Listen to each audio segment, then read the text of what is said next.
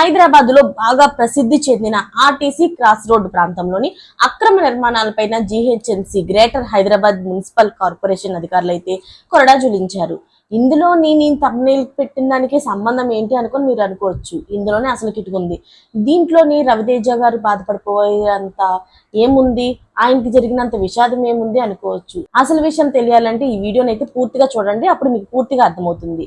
అయితే అనుమతులు లేకుండా నిర్మించిన మాంగళ్య షాపింగ్ మాల్ లోని బహుళ అంతస్తుల భవనాన్ని జీహెచ్ఎంసీ అధికారులు అయితే జూన్ 11వ తారీఖున 2025న సీజ్ చేశారు. అయితే ఈ విషయం మీకు అందరికీ ఇప్పటికీ తెలుసుంటుంది. అయితే ఈ చర్య వెనుక ప్రధాన కారణం ఏంటంటే ఆక్యుపెన్సీ సర్టిఫికేట్ లేకుండానే ఈ నిర్మాణాన్ని అయితే నిర్మించేసినట్టు అధికారులు అయితే స్పష్టం చేశారు. ఈ భవనంలోని టాలీవుడ్ స్టార్ హీరో అయిన రవితేజ నిర్మాణ భాగస్వామిగా ఉన్న ఏషియన్ రవితేజ సినిమా మల్టీప్లెక్స్ కూడా ఏర్పాటు చేయబడింది. అయితే దీనివల్లే రవితేజకు ఊహించిన షాక్ అయితే తగిలింది. తెలుగు రాష్ట్రాల్లోని మాంగళ్య షాపింగ్ మాల్ అంటే తెలియని వారు ఎవ్వరూ లేరు. విభిన్న ఆఫర్లతో విస్తృతమైన వస్త్ర శ్రేణులతో నిత్యం కస్టమర్లతో ఆకట్టుకుంటూ ఉంటుంది. అయితే ఇలాంటి కష్టం వచ్చి పడింది.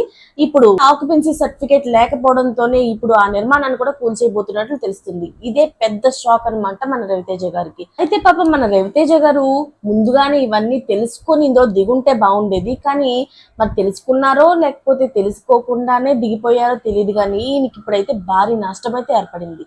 మరిన్ని లేటెస్ట్ అప్డేట్స్ కోసం ఛానల్ అయితే సబ్స్క్రైబ్ చేసుకోండి. Thanks for watching friends.